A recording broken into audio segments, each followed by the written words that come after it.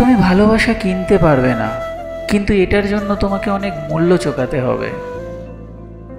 প্রকৃত ভালোবাসা তো সেটাই যাদের রাগ করতেও যেমন দেরি হয় না, আবার রাগ ভাঙাতেও দেরি হয় না। প্রত্যেক মানুষের জীবনে এমন একজন মানুষ থাকে যার জায়গা অন্য কেউ কখনো নিতে পারে না। ভালোবাসা কেবল লাভ ইউ বলা নয়, আসল ভালোবাসা সেটাই যখন তাকে আপনার সব থেকে বেশি প্রয়োজন তখন সে আপনার হাতটি ধরে।